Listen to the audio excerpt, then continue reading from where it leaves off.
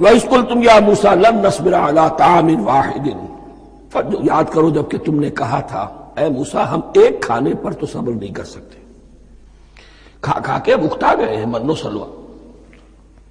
فَادْعُ لَنَا رَبَّكَ، تو ذرا اپنے رب سے دعا کرو، پکارو ہمارے لیے اپنے رب کو، یخرج لنا، وہ نکالے ہمارے لیے مما تنبت الارض، زمین کی روئیدگی اور پیداوار میں سے، نباتات ارضی میں سے، من بقلہا، اس کی ترکاریاں، وقصائہا، اور ککڑیاں، کھیرے اور ککڑیاں، ان سب کے لیے یہ لفظ ہے، وفومہا، ایک ترجمہ گیہوں کیا گیا ہے لیکن میرے نزدیک زیادہ صحیح ترجمہ ہے لہسن، اور سرائے کی زبان میں بھی اور ممکن ہے کہ سندھی میں بھی ہو تھوم کہتے ہیں لہسن کو، یہ فوم کی بدلی ہوئی شکل ہے، اس لیے کہ یہی علاقہ ہے جس میں عرب آئے تھے، تو عربوں کی زبان کے بہت سے الفاظ جو ہیں اس سرائے کی زبان میں خاص طور پر وہ بہت زیادہ، تو تھوڑی سی شکل بدل کر وہ کافی تعداد میں موجود ہے۔ وعدسہا، اور دال خاص طور پر مسور کی، وبصلہا، اور پیاز۔ اب جو چٹخارے جس سے بنتے ہیں سالن کے، ان کی زبانیں وہ چٹخارے مانگ رہی، ظاہر بات ہے کہ اگر وہ سلوا بھی تھا، بٹیرا ہے، اسے آگ کے اوپر ذرا سا تپایا اور کھایا، وہ ایک ہی خاص قسم کی غذا ہے جو چل رہی ہے۔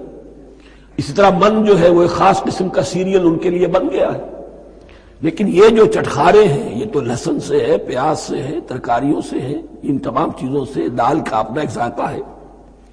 قَالَ تَسْتَبْدِلُونَ الَّذِي هُوَ أَدْنَىٰ بِالَّذِي هُوَ خَيْرٌ، حضرت موسیٰ نے فرمایا کیا تم وہ شے بدلے میں لینا چاہتے ہو اس کے، کیا وہ شے جو کمتر ہے بدلے میں چاہتے ہو اس کے کہ جو بہتر ہے؟ من و سلوہ کہیں بہتر ہے اللہ کی طرف سے جو تمہیں دیا گیا ہے، تم اس سے تمہارا جی بھر گیا ہے، اس کو ہاتھ سے دے کر چاہتے ہو کہ یہ ادنا چیزیں تمہیں ملے۔ اہبطوا مصرا، اب یہ لفظ آ گیا اہبطوا، اب ظاہر بات ہے یہ آسمان سے زمین پر اترنے کے لیے لفظ نہیں ہے اہبطوا، یہاں اس کا ترجمہ صحیح ہوگا سیٹل ڈاؤن سم ویئر، اگر زمین کی یہ چیزیں چاہیے تو کہیں سیٹل ہو جاؤ اور کاشت کرو، بیج ڈالو، آبیاری کرو، یہ ساری چیزیں تمہیں مل جائیں۔ اہبطوا مصرا، کہیں سیٹل ڈاؤن ہو جاؤ، کہیں اتر پڑو کسی بستی میں، کسی علاقے میں، فَإِنَّ لَكُمْ مَا سَأَلْتُمْ، تمہیں مل جائے گا جو کچھ کہ تم نے مانگا۔ وَضُرِبَتْ عَلَيْهِمُ الذِّلَّةُ وَالْمَسْكَنَةُ وَبَاءُوا بِغَضَبٍ مِّنَ اللَّهِ، اب یہ ہے ان کی وہ خباثتیں، ان کے وہ ناشکریاں، ان کی وہ معصیتیں، ان پر جو آخری حکم دیا جا رہا ہے، جو اگر آپ برا نہ مانیں تو میں عرض کروں گا آج یہود پر اتنا اپلیکیبل نہیں ہے جتنا مسلمانوں پر ہے۔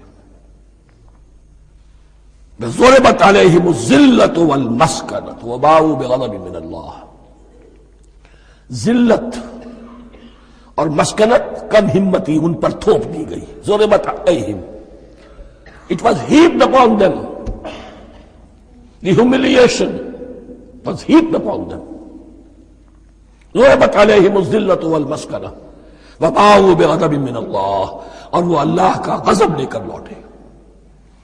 وہی امت جس کے بارے میں فرمایا وَأَنِّي فَضَّلْتُكُمْ عَلَى الْعَالَمِينَ، اسی امت کا پھر یہ حشر ہوا، کیوں ہوا؟ نافرمانی۔ تمہیں کتاب دی تھی کہ تم پیروی کرو، تمہیں کتاب دی تھی کہ اسے قائم کرو۔ وَلَوْ أَنَّ أَهْلَ الْكِتَابِ أَقَامُوا التَّوْرَاةَ وَالْإِنْجِيلَ وَمَا أُنزِلَ إِلَيْهِم مِّن رَّبِّهِمْ لَأَكَلُوا مِن فَوْقِهِمْ وَمِن تَحْتِ أَرْجُلِهِمْ، اگر یہ تورات اور انجیل کو قائم کرتے، نافذ کرتے، تو نعمتیں زمین بھی اگلتی، ان کے قدموں کے نیچے سے نعمتیں جو ہیں وہ پھوٹتی، اور ان کے سروں کے اوپر سے بھی بارش ہوتی نعمتوں کی۔ لیکن اگر تم نے اس کو چھوڑ کر اپنی خواہشات، اپنے نظریات، اپنے خیالات، اپنا تمرد، اپنی سرکشی، اپنی حاکمیت، اپنی مصلحتیں، اپنی عقل، اس کو بالا تر کیا، تو پھر جو قوم اللہ کے قانون کی، اللہ کی ہدایت کی، اللہ کی کتاب کی امین ہوتی ہے دنیا میں، وہ اللہ کی ریپرزنٹیٹو ہوتی ہے، نمائندہ ہوتی ہے۔ اگر وہ اپنے عمل سے مس ریپرزینٹ کرے اللہ کو، تو وہ کافروں سے بڑھ کر مغضوب اور کافروں سے بڑھ کر مبغوض ہو جاتی ہے، مغضوب بھی مبغوض بھی۔ اس لیے کافروں کو تو دین پہنچانا تمہارے ذمہ تھا، تم نے دین ان کو کیا پہنچانا تھا، تم تو خود دین سے منحرف ہو گئے۔ آج اس جگہ پر امت مسلمہ کھڑی ہے کہ 1.25 بلین یا 1.5 بلین 125 کروڑ عزت نام کی شے نہیں ہے کہ عزت نام تھا جس کا گئی تیمور کے گھر سے، سارے معاملات دنیا کے G7 G15 کے ہاتھ میں ہے، سیکیورٹی کونسل اس کے پرماننٹ ممبر کا ویٹو ہے، اور نہ سیکیورٹی کونسل میں اور نہ کہیں کسی G7 میں، نہ G9 میں، نہ G15 میں کوئی مسلمان ملک نہیں۔ کسنمی پرست کی بھیا کیستی، ہماری اپنی پالیسیز کہیں اور طے ہوتی ہیں، ہمارے اپنے بجٹ کہیں اور بنتے ہیں، ہماری صلح اور جنگ کسی اور کے اشارے سے ہوتی ہے، ریموٹ کنٹرول، یہ ذلت اور مسکنت۔ ہم کہتے ہیں ہماری شہرگ ہے کشمیر، اور جنگ کرنے کو تیار نہیں ہے۔ یہ خوف نہیں تو کیا ہے، یہ مسکنت نہیں تو کیا ہے؟ اگر اللہ پر یقین ہو اور اپنے حق پر یقین ہو تو اگر شہر دوسرے کے قبضے میں ہے تو ہمت کرو، یا تخت یا تختہ، لیکن نہیں۔ آپ کے ریڈیو پر ٹیلی ویژن پر خبریں آتی رہیں کہ اتنی مسلمانوں کے ساتھ یہ کر دیا، اتنی مسلمان عورتوں کی بے حرمتی کر دی، لیکن یہاں ہم بیٹھے ہوئے اپنے اپنے دھندوں میں، اپنے اپنے کاروبار میں، اپنی اپنی ملازمتوں میں، اپنے اپنے کیریئرز میں، دنیا میں کیا کچھ ہو رہا ہے۔ بہرحال اس وقت یہ جو ہے، میں نے جیسا کہ عرض کیا تھا کہ یہ ہے تاریخ بنی اسرائیل کی، لیکن خوشترا باشد کے سر دل براں گفت آیت در حدیث دیگراں، یہ ہمارا نقشہ ہے آج اس آیت میں۔ ضربت علیہم الذلۃ والمسکنۃ وباءوا بغضب من اللہ، اور یہ کیوں؟ ذالک بانہم کانوا یکفرون بآیات اللہ، یہ اس لیے کہ وہ اللہ کی آیات کا انکار کرتے رہے، وَيَقْتُلُونَ النَّبِيِّينَ بِغَيْرِ الْحَقِّ، اللہ کے نبیوں کو ناحق قتل کرتے رہے۔ ہمارے ہاں بھی مجددین امت میں سے کتنے ہیں جو جیلوں میں ڈالے گئے، جن کو ایسی ایسی مار پڑی ہے کہ کہا جاتا ہے کہ ہاتھی کو بھی وہ مار پڑتی تو برداشت نہ کرتا۔ احمد ابن حنبل کے ساتھ کیا ہوا؟ ابو حنیفہ جیل میں انتقال کیا، امام مالک کے کندھے کھینچ دیے گئے، اتار دیے گئے، منہ کالا کر کے اور اونٹ پر بٹھا کر پھرایا گیا۔ امام دار الہجرہ شیخ احمد سرہندی جیل میں رہے، سید احمد بریلوی اور ان کے ساتھیوں کو خود مسلمانوں نے تہہ تیغ کیا ہے۔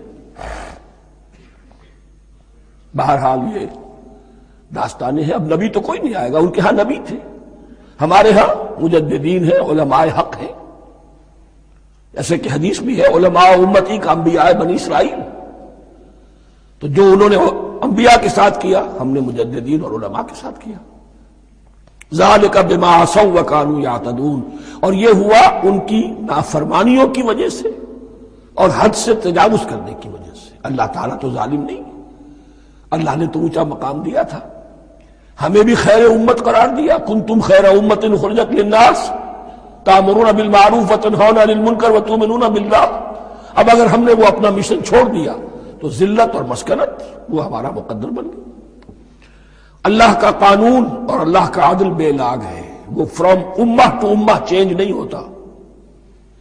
سنت اللہ جو ہے لن تجد لسنت اللہ تحویلا ولن تجد لسنت اللہ تبدیلا، اللہ کی سنت بدلتی نہیں۔ بنی اسرائیل کا جو حشر ہوا آج وہ ہمارا ہو رہا ہے۔ بہرحال اس پر میری جو کتاب ہے سابق اور موجودہ مسلمان امتوں کا ماضی حال اور مستقبل، اس کا مطالعہ کیجیے۔ اب آ گئی وہ آیت کہ جس سے استدلال کیا گیا ہے کہ ایمان بالرسالت نجات کے لیے ضروری نہیں ہے، ان الذین آمنوا والذین ہادوا والنصارى والصابئین من آمن باللہ والیوم الآخر وعمل صالحا فلہم اجرہم عند ربہم ولا خوف علیہم ولا ہم یحزنون. یقیناً جو لوگ ایمان لائے، اور اس سے مراد ہے جو ایمان لائے حضور پر، محمد پر صلی اللہ علیہ وسلم، والذین ہادوا، اور جو یہودی ہو گئے، والنصارى، اور نصرانی، والصابئین، اور صابی وہ لوگ تھے عراق کے علاقے میں رہتے تھے جو کہتے تھے کہ ہم دین ابراہیمی پر ہیں، لیکن ان کے ہاں بھی بہت کچھ بگڑ گیا تھا. جیسے حضرت ابراہیم کی نسل، حضرت اسماعیل کی نسل بگڑ گئی تھی، تو اس طرح وہ بھی بگڑ گئے تھے. ستارہ پرستی زیادہ تر ان کے ہاں تھی. من آمن باللہ والیوم الآخر، جو کوئی بھی ایمان لایا اللہ پر اور یوم آخر پر، وعمل صالحا، اور اس نے عمل کیے اچھے، فلہم اجرہم عند ربہم، تو ان کے لیے محفوظ ہے ان کا اجر ان کے رب کے پاس. ولا خوف علیہم ولا ہم یحزنون، اور نہ ان پر کوئی خوف ہوگا اور نہ وہ کسی حزن سے دوچار ہوں گے. ظاہر الفاظ کے اعتبار سے دیکھیے کہ یہاں ایمان بالرسالت کا ذکر نہیں ہے. ویسے تو اگر کوئی اس سے یہ غلط استدلال کرتا ہے تو اس کا پہلا جو اصولی جواب ہے وہ تو یہ ہے کہ ایسی حدیثیں بھی موجود ہیں، من قال لا الہ الا اللہ دخل الجنہ، تو اس کے کیا معنی ہے؟ صرف کہنے سے جنت میں داخل ہو جائیں گے، کسی عمل کی ضرورت نہیں. جواب یہ دیا جائے گا پورے قرآن کو سامنے رکھو، پورے حدیث کے ذخیرے کو سامنے رکھو. کسی ایک جگہ سے کوئی ایک نتیجہ نکال دینا وہ صحیح نہیں. لیکن اس کے علاوہ وہ اصول جو میں بیان کر چکا ہوں کہ یہ سلسلہ شروع کہاں سے ہوا ہے. 5واں رکوع، وآمنوا بما انزلت مصدقا لما معكم ولا تكونوا اول كافر به. انہیں ایمان کی زوردار دعوت سے تو یہ ساری بات شروع ہوئی ہے. اب فصاحت اور بلاغت کا یہ تقاضا ہے کہ بار بار اس کو دہرایا نہ جائے. وہ بات انڈرسٹوڈ رہے گی، مقدر رہے گی، سمجھی جائے گی کہ ہر جگہ پر وہ موجود ہے، اس لیے کہ ساری گفتگو ہو رہی ہے اسی کے حوالے سے. وآمنوا بما انزلت مصدقا لما معكم ولا تكونوا اول كافر به ولا تشتروا بآياتي ثمنا قليلا وإياي فاتقون.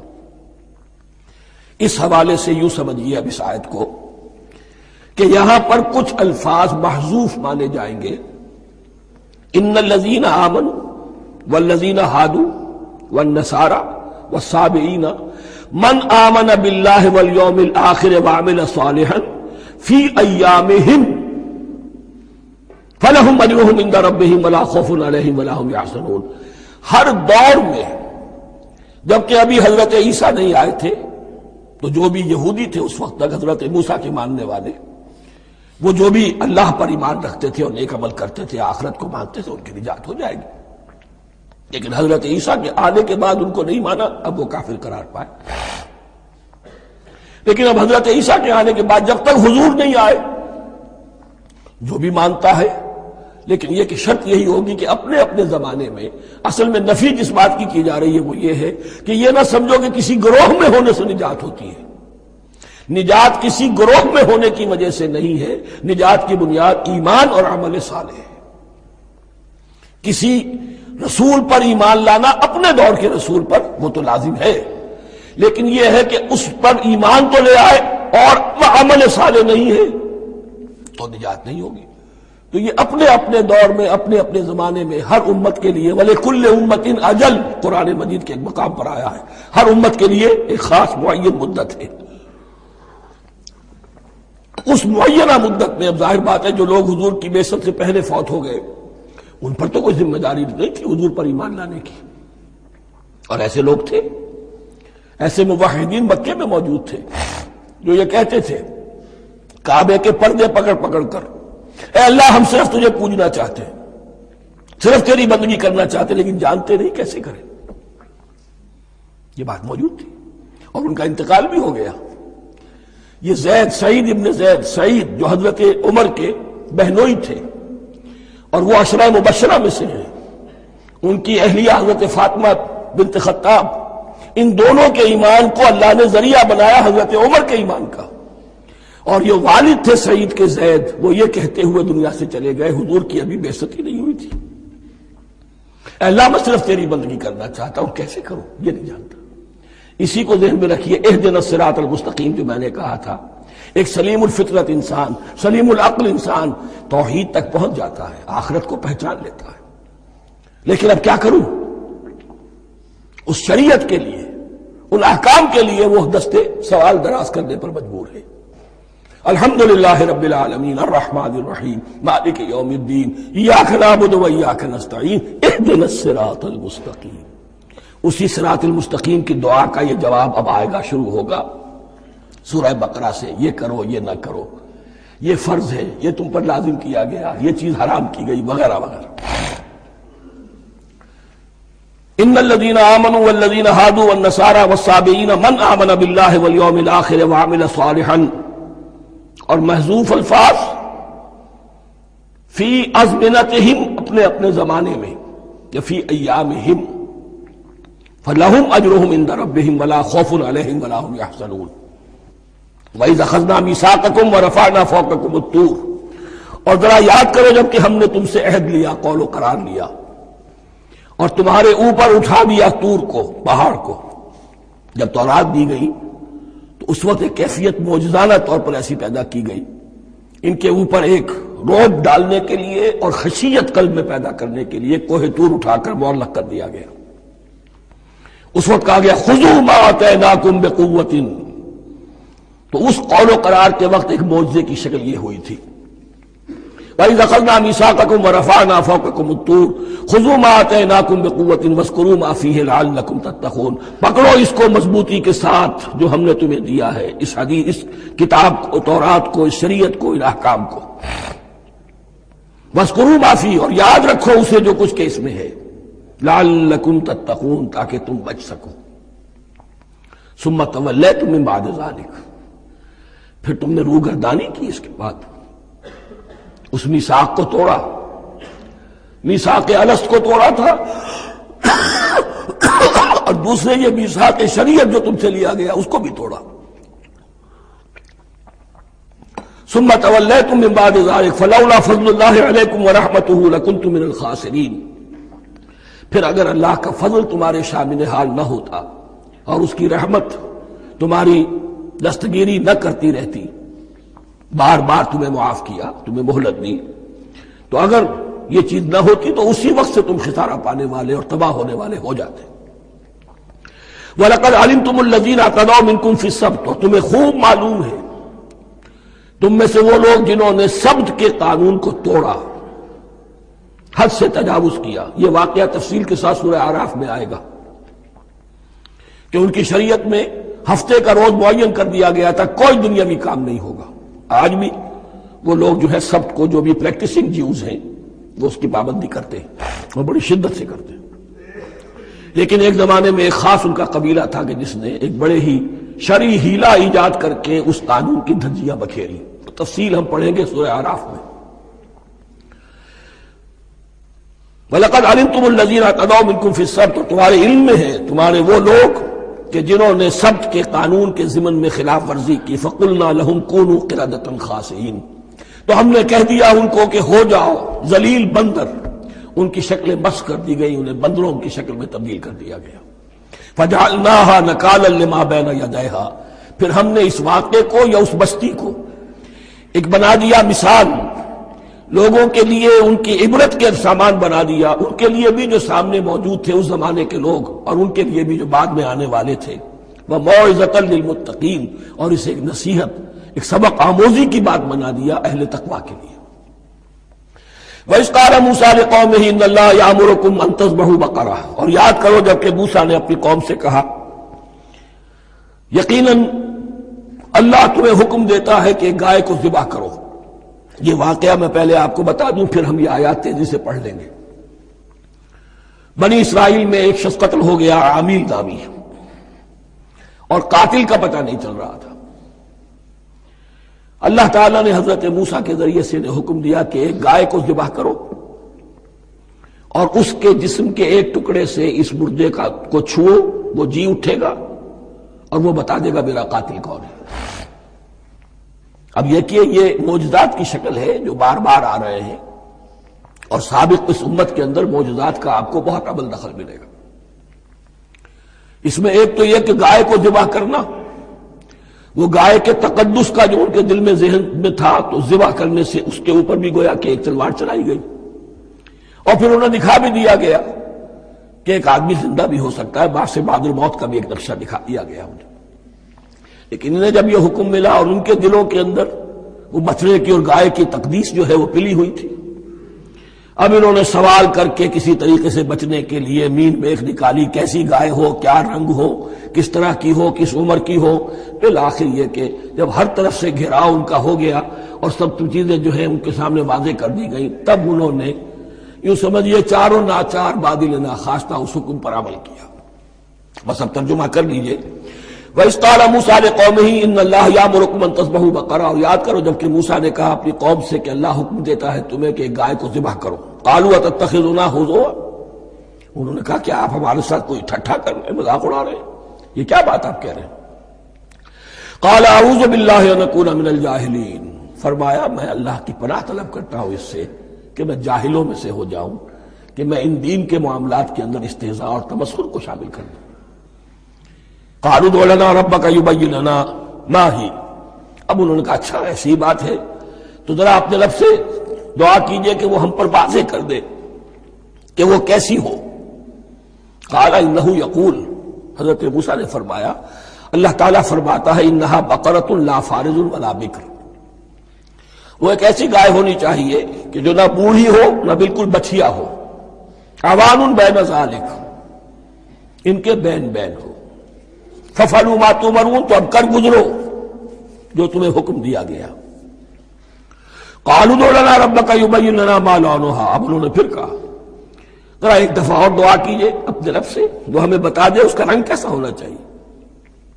قَالَ إِنَّهُ يَقُولُ إِنَّهَا بَقَرَةٌ صَفْرَاءُ فَاقِعٌ لَوْنُهَا تَسُرُّ النَّاظِرِينَ، فرمایا اللہ فرماتا ہے کہ وہ گائے ایسی ہونی چاہیے زرد رنگ، شوخ رنگ، شوخ زرد رنگ کی، چمکیلی، جو دیکھنے والوں کو خوب اچھی لگے، پسند آئے، دل میں کھب جانے والی۔